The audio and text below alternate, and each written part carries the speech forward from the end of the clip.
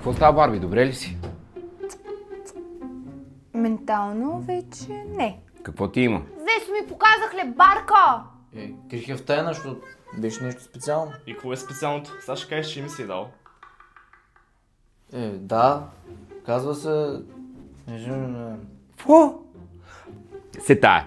Първо си мислех, че си някакъв двоен агент, обаче сега наистина си мисля, че си шашев. Вие не разбирате. Това, че има хлебарка точно тук, в този хотел, значи много. Да те светна означава, че не си изчистил стаята. А вие други животни да сте виждали тук? Риби, елени, тюлени, златна рибка? Чакай малко. Прав си. Няма. Откакто съм тук го забелязах, защото аз много обичам животните, а тук няма такива. Но това, че започнаха да се появяват, означава само едно. Първо, не сънуваме, това място си е напълно истинско. И второ, не сме далече от къщи. Не мисля, че дървото е единствения портал към нашия свят. Имаш право, но това да държиш хлебарка за съквартирант е малко психо. Намери си друго хоби и я пусни. Да, не чули Матего? Остай хлебарката, не читаш, нали му купче? Да ходим да си лягаме преди страстите да са кипнали тук. Чакайте ме! Барби, почакай! Какво пък има сега? Извинявай, не иска да се изплашиш, просто понякога чувството ми за хумор хич го няма. Нищо, но сега отивам да изпия един коктейл, защото не трябва да изтървам партито. Все пак това е единственото хубаво нещо, което ми се случва откакто съм тук. Искаш да кажеш, че това нашето не е било най-хубавото нещо за теб? Това, че съм тук сега с тебе в тази стая, нищо ли не ти говори за чувствата ми? Чао! Стана си късно, да се лягаме вече. Глупости, още е толкова рано. Ти пък от кога станала толкова примерна? От сега не ти влиза в работата, а ти откъде искаш да знаеш колко е часа? Часовниците тук не работят. Аз имам биологичен часовник. По това време партито започва, че искаш да си лягаш. Утре сутрин тръгваме, искам да имам енергия. И не знам дали ще е по-трудно от идването. Добре, айде давай да си лягаме. Ти направо ми уби желанието за купони. Ти пак ли няма да спиш тук? Не ревнувай, като се върнеш ще си дойде за една седмица на гости и даже няма да можеш да се оттървеш от мен. Внимавай, моля те. Спокойно, той е супер готин. Ако имаш някакви ред флагове, до сега да съм ги видяла. Няма от какво да се притесняваш. Добре, хайде лека. Лека! Хора, виждали ли сте Барби?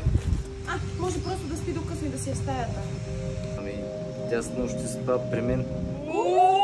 Спайси! Не ми е това наистина. Навсякъде търсих я няма. Може да е отишла да поплува.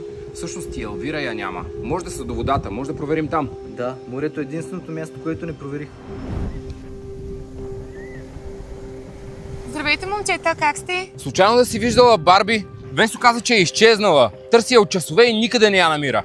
Последно я видях с нощи. Дойде до стаята и каза, че за поредна нощ няма да спи там, ще спи при Весо. Да, тя родина някъде по средата на нощта, стана отида от туалетна и нея я нямаше. Предположих, че е отшла да се вземе чист въздух и затова си легнах да спя, но сутринта я нямаше. Наистина не знам къде е. Това означава само едно. Тя няма как да се е изпарила. Елвира, ще помоля да обиколиш цялото крайбрежие, за да я потърсиш, а ние ще проверим в хотела. Разбира се, вземам се. Аз ще търся по стаите. Аз отивам да я търся в гората. Кой идва с мен? Аз също ще дойда в гората. Момичета, вие отидете и разгледайте, ако има някоя мазе вътре, може да е паднала да се изчупила кръка нещо.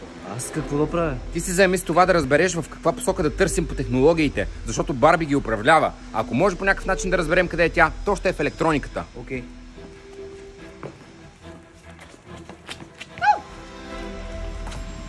Само ако знаехте колко сте глупави, сами изчакате да се смеете на себе си. Такъв прост трик да проработи. Направо не съм го вярвала. Това легло изглежда сякаш никой не спи на него. Човек, това колие изглежда много странно. Изглежда като за специални случаи. Не ми прилича нещо, което човек би взел просто така в гората за заброй. Много е странно. Освен ако... чакай малко.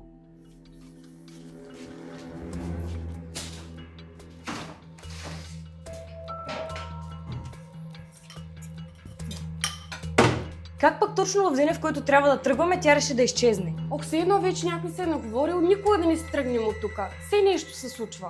Вие какво предлагате? Да я оставим тук сама и да си тръгнем ли? Да не сме приятелки от деца. Откъде знаеш, че тя не ни върти номера? Буквално я познаваме от една седмица. Няма я в хладилника. Аз обаче мисля да предложим на момчетата да се спасяваме докато още има време. Защото днеска може да е тя, обаче утре може да сме ние. Не, аз оставам тук.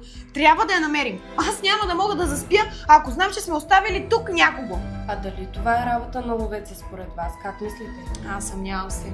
Ако го беше направил, той щеше да остави бележка, нали така прави по принцип. Брей, колко си запозната човек ще каже, че криеш нещо. О, аз ако крия, до сега съм приключила с всички ви.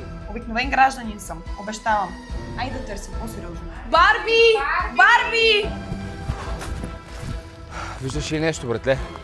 Все още не. Ние гледаме само между дърветата, ами ако се е качила на някое дърво на върха... Това да не ти е сврака. Какво ще прави горе на дървото? Ами да се опита да намери изход от високо, като огледа околността. Не ми се струва. Барбара страхува от всичко. Надали ще се е качила много нависоко. Да се разделим, аз ще търся натам, ти натам. Така шансът да я намерим е по-голям. Гледай само да не изчезнеш и ти, защото тук всичко се случва. Ти мен не ме мисли, аз ще се оправя някак.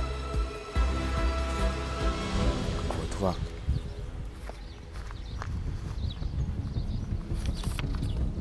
Когато вечерта покрие всичко в тъмнина, той на лов излиза, смело брани вашата душа.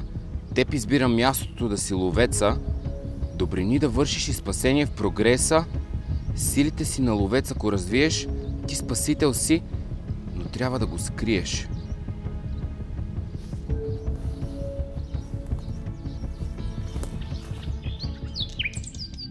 Хора, вижте какво открихме. На кого е това? Какво е? Беше горе в една стая. Някой от вас познава ли се го? Не е мое. Аз такива бижута не слагам. Аз знам на кого е, хора. На кого е? На истинското зло.